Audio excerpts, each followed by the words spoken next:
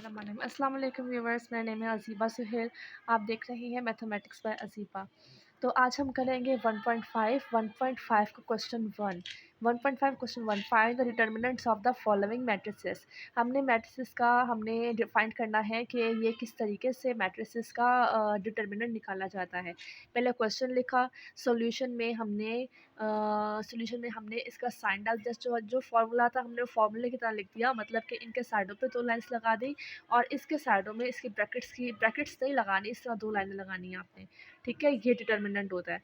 फिर इसके बाद क्या करना है, इसके बाद अगले पेज पे आए, यहाँ पे देखें, यहाँ पे आपने क्रॉस मैच करना है। -1 को मल्टीप्लाई करना है 0 से और 1 को मल्टीप्लाई करना है 2 से और दरमियान में आएगा माइनस का साइन। 1 0 सा 0, 2 1 सा 2, तो ये आपका होगा आंसर -2। ठीक है, क्योंकि 2 के साथ माइनस है, हमेशा बड़े का साइन आता है, तो -2 ये हमारे पास आंसर है।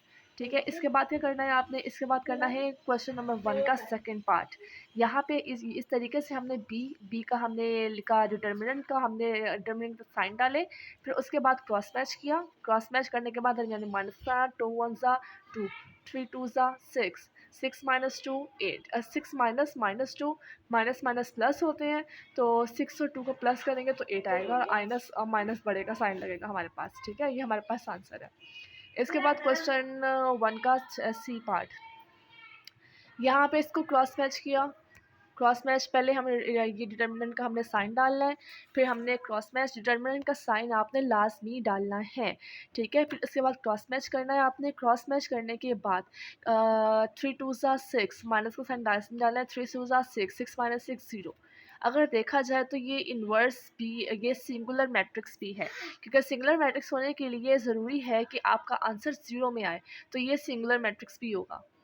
ठीक है, find the following matrix singular, ये देखिए अगला क्वेश्चन यही आ गया, जब मैं इसकी बात करी थी यही क्वेश्चन आ गया। Find the following matrix are singular और नॉन सिंगुलर। ठीक है, अगर आंसर 0 होगा तो वो सिंगुलर है, अगर आंसर 0 नहीं होगा तो वो नॉन सिंगुलर है। ठीक है, अब देखें इसका डिटर्मिनेंट निकालना है हमने। इसका ए का डिटर्मिनेंट जब निकालेंगे तो पहले साइन डालेंगे डिटर्मिनेंट का, फिर उसके बाद क्रॉस मैच 3 4 ज़ा -6 2 ज़ा ऐसे, फिर 3 4 ज़ा 12 माइनस वैसे का वैसे 6 2 ज़ा 12, 12 - 2 12 0। So given matrix is singular. ठीक है, ये सिंगुलर है क्योंकि इसका आंसर 0 है, इसलिए ये सिंगुलर है। ठीक है, अब सी क्वेश्चन सी हमने क्वेश्चन लिखा है और क्वेश्चन लिखने के बाद जब हम जाते हैं इसके आंसर की तरफ, तो यहाँ पे देखें हमने डिटर्मिनेंट का साइन डाला है और इसका क्रॉस मैच किया है हमने, तो 7 5 सा, फिर 3 9 सा, दरम्यान में माइनस का साइन आएगा। 7 5 35, 9 3 सा 21। तो इन दोनों का जब हमने माइनस माइनस प्लस होता है, मैंने प्लस लिख दिया। ठीक है, इनके बाद मेरी मेरी कोशिश होती है कि मैं आपको स्टेप बाय स्टेप हर चीज़ समझाऊँ, स्टेप्स के ही नंबर मिलते हैं, आपने स्टेप्स को फॉलो करना है। ठीक है, क्योंकि स्टेप्स के नंबर होते हैं, स्टेप्स को हमने फॉलो करना होता है। ठीक है, अब 35 में से 35 में से 21 माइनस कर दिया तो 62 आएगा। अच्छी और 0। So given number is singular. Given number आपका ये 0 नहीं है, तो ये नॉन सिंगुलर आंसर है। Find the multiplicative inverse of exist. अच्छा, अब हमने क्या करना है, अब हमने ये करना है कि मल्टीप्लिकेटिव इन्वर्स जो है वो एक्सिस्ट करता है या नहीं करता। अब इसे कैसे सॉल्व करना है, क्वेश्चन लिखा, सॉल्यूशन, फार्मूला। इन्वर्स का फार्मूला ये होता है। ठीक है, 1/a डिटर्मिनेंट एडजॉइंट ऑफ ए। ठीक है, ये इसका फार्मूला होता है। हमने क्वेश्चन लिखा और फार्मूला लिखा, अब हमने इसका इन्वर्स फाइंड करना है। पहले हम फाइंड करेंगे डिटर्मिनेंट, फिर हम फाइंड करेंगे एडजॉइंट ऑफ ए। ठीक है, तो पहले हम डिटर्मिनेंट फाइंड करते हैं कि डिटर्मिनेंट ये है, डिटर्मिनेंट के इसका पहले साइन डालने हैं हमने, फिर 1 0 ज़ा 0, 3 2 ज़ा 6। ठीक है, -1, ये -1 जब 0 से मल्टीप्लाई होगा तो 0 वैसे का वैसे ही, और डिटर्मिनेंट 3 2 ज़ा 6, -6 इसका आंसर है। इसका मतलब ये है इन्वर्स पॉसिबल जो है वो नहीं है। ठीक है, इन्वर्स पॉसिबल है, 0 आंसर नहीं आया, इन्वर्स पॉसिबल है। अगर 0 आंसर आता तो इन्वर्स पॉसिबल नहीं होता। आप खुद देख लें, अगर 0 आंसर, इसकी जगह अगर 0 आंसर आ जाए तो इस 0 को जब इससे मल्टीप्लाई करेंगे तो वो भी 0 हो जाएगा, तो इन्वर्स कैसे पॉसिबल हो सकता है, तो इन्वर्स पॉसिबल नहीं होगा। तो एक सिंपल सिंपल सी बात है, ज़ीरो आंसर आएगा तो इन्वर्स पॉसिबल नहीं होगा। ठीक है, अब हमने फाइंड करना है ए का एडजॉइंट। ए हमने लिखा, इसका एडजॉइंट ए हमने लिख दिया। तो हमने इसकी डायगोनल्स एंट्रीज जो है ये हमने इंटरचेंज कर देनी है, ज़ीरो ऊपर ले जाना, -1 नीचे, और इसका साइन -3 और -2 हमने ऐसे कर देना है। ठीक है, डायगोनल एंट्रीज जो होती हैं वो आपस में इंटरचेंज हो जाती हैं, और ऑपोजिट एंट्रीज जो होती हैं वो उनके साइन चेंज हो जाते हैं। ठीक है, तो अब हमने क्या करना है, values of A adjoint put in equation 1। इनकी जो हमने वैल्यू निकाली थी, डिटर्मिनेंट -6 निकला था, एडजॉइंट हमारा ये निकला है। अब इसको इससे हमने हमारा ये इसका इन्वर्स निकल आया है, बस। इसे मज़ीद अगर हम सॉल्व करते हैं तो हमने 6 को डिवाइड कर दिया इन सब में, तो इसके साथ 0 का 0 वैसे का वैसे जाएगा। 3 और 6, 3 1 ज़ा 3/6 -1/2, और 2 1 ज़ा 2 3/6 1/3, और -1/6 ये वैसे का वैसे ही आ जाएगा। माइनस माइनस कट जाएंगे, 1/6 ही आंसर है। ठीक है, ये इन्वर्स का है, ये ए इन्वर्स का आंसर है। इसी तरीके से बी इन्वर्स निकालते हैं। बी इन्वर्स का फॉर्मूला लिखा, इसका बाद में बी लिखा, इसका डिटर्मिनेंट निकाल। डिटर्मिनेंट में हमने क्रॉस मैच करना होता है, तो मैंने माइनस का साइन डालना होता है। 5 1 ज़ा 5, 3 2 ज़ा 6, तो माइनस माइनस प्लस हो जाएगा। और 6 प्लस 5 जो होता है, इसे हम जब करते हैं प्लस माइनस तो बाकी 1 बचता है। तो ज़ीरो में आंसर नहीं आया, इसका मतलब इन्वर्स पॉसिबल है, इन्वर्स पॉसिबल है।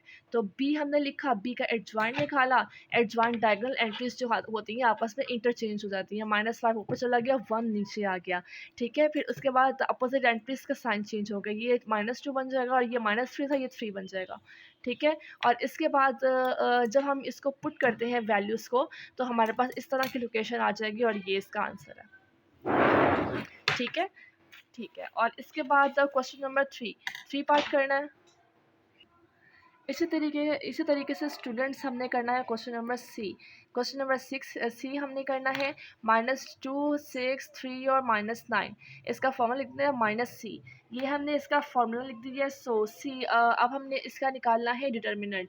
डिटर्मिनेंट ये हमने निकाल लिया। इसके बाद डिटर्मिनेंट निकालने के बाद इसका एडजॉइंट निकालना है। सी का डिटर्मिनेंट ये होगा। ज़ीरो में आंसर है, सिंगुलर इन्वर्स पॉसिबल है ही नहीं। ज़ीरो में आंसर आ गया तो इन्वर्स पॉसिबल है ही नहीं। ठीक है, इसके डी डी ये डी आ गया। डी का फॉर्मूला जब लिखते हैं हम, तो डी इन्वर्स ये होता है। तो डी जब ये आता है तो 1/, इसका पहले डिटर्मिनेंट निकालेंगे। डिटर्मिनेंट का हमने ये कर दिया, फिर 1/2 3/4 1 2। ठीक है, फिर इसके बाद क्रॉस मैच कर दिया। 1/2 को 2 से मल्टीप्लाई कर दिया, माइनस का साइन। 3/4 को हमने 1 से मल्टीप्लाई कर दिया। 2 2 से कट हो जाएगा, और -3/4, 4 -3, और ये 4, 1/4। ये आंसर ज़ीरो नहीं है, इसलिए इन्वर्स पॉसिबल है। ये आपने हमेशा याद रखना है, आंसर अगर ज़ीरो में आ गया तो इन्वर्स पॉसिबल नहीं होगा। ठीक है, तो इसके बाद इन्वर्स पॉसिबल देखा, इन्वर्स पॉसिबल डी 1/2 3/4 1/2। ठीक है, एडजॉइंट ऑफ ए करना है। 2 -3 4 -1 1/2। ठीक है, put the value in equation 1। इसका अब इक्वेशन 1 ये थी। इन्वर्स डी का इन्वर्स का फॉर्मूला ये होता है। ठीक है, ये आपको याद करना पड़ेगा। 1/डिटर्मिनेंट मल्टीप्लाई एडजॉइंट ऑफ डी। ठीक है, ये आपको फॉर्मूला याद करना पड़ेगा। इसमें वैल्यूज पुट कर दी हमने। वैल्यूज पुट करने के बाद मल्टीप्लाई कर दिया इसके एडजॉइंट से। तो 1/4 जब होता है तो 4 के इक्वल होता है। फिर हमने जब 4 को मल्टीप्लाई किया इससे, तो हमारे पास ये इक्वेशन आ गई। ठीक है, ये हमारे पास आंसर होगा। 4 को कैसे मल्टीप्लाई किया? 4 2 ज़ा 8, 4 3 ज़ा 12, 12/4, 4 1 ज़ा 4, 4 4 मतलब 2, 2 और 4 जब आएगा, 2 1 ज़ा 2, 2 4 ज़ा 8, यहाँ पे 4 आ जाएगा। ये आंसर क्या है?